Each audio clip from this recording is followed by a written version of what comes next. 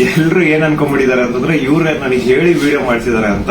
ದೇವ್ರಾಣೆಗೆ ಹೇಳ್ತೀನಿ, ಅಲ್ಲ ಸರ್ ಸುಮ್ಮನೆ ಸರ್, ಅಲ್ಲ ಮೇಲೆ ಆಣೆ ಮಾಡ್ಬಿಟ್ಟು ಹೇಳ್ತಿದ್ದೀನಿ, ರಂಜಾನ್ ಟೈಮಲ್ಲಿ ಹೇಳ್ತಿದ್ದೀನಿ, ಇವ್ರಿಗಾಗ್ಲಿ ನನ್ಗಾಗ್ಲಿ ಯಾವುದೇ ತರ ಲಿಂಕ್ ಇರ್ಲಿಲ್ಲ ಗುರು. ಸೌಜನ್ಯ ವಿಡಿಯೋ ಮಾಡೋದಕ್ಕಿಂತ ಮುಂಚೆ ಇವ್ರಿಗೂ ನನ್ಗೂ ಯಾವುದೇ ತರ ಲಿಂಕ್ ಇರ್ಲಿಲ್ಲ.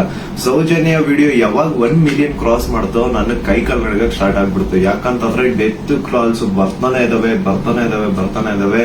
ನನ್ ಮನೆ ಅಡ್ರೆಸ್ ಲೀಕ್ ಮಾಡ್ಬಿಟ್ರು, ನನ್ ಪರ್ಸನಲ್ ಡೀಟೇಲ್ಸ್ ಲೀಕ್ ಮಾಡ್ಬಿಟ್ರು. ನನ್ಗೆ ಯಾವ ನನ್ ಮನೆಗ್ ಬಂದ್ ಅಟ್ಯಾಕ್ ಮಾಡ್ಬಿಡ್ತಾನೋ ಗೊತ್ತಿಲ್ಲ. ಎಲ್ಲಿ ಹೋಗೋಣ ಅಂತ ಗೊತ್ತಾಗ್ತಾ ಇಲ್ಲ. ಪೊಲೀಸ್ ಅವ್ರ ಕಡೆ ಹೋದ್ರೆ ಪ್ರೊಟೆಕ್ಷನ್ ಸಿಗುತ್ತಾ ಇಲ್ಲ ಗ್ಯಾರಂಟಿ ಇಲ್ಲ. ಏನ್ ಮಾಡ್ಬೇಕಂತ ಅರ್ಥ ಆಗಿಲ್ಲ. ಆಗ ನಾನ್ ರೀಚ್ ಔಟ್ ಮಾಡಿದ್ದೆ ಟೀಮ್ ತಿಮ್ರೋಟಿ ಅವ್ರಿಗೆ.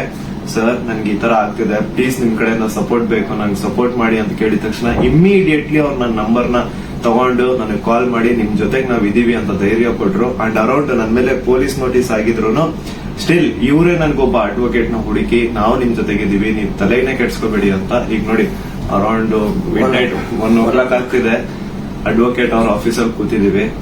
ಸೊ ಸಾಹಸ ಪಟ್ರು ನನ್ನ ಅರೆಸ್ಟ್ ಮಾಡ್ಲಿಕ್ಕೆ.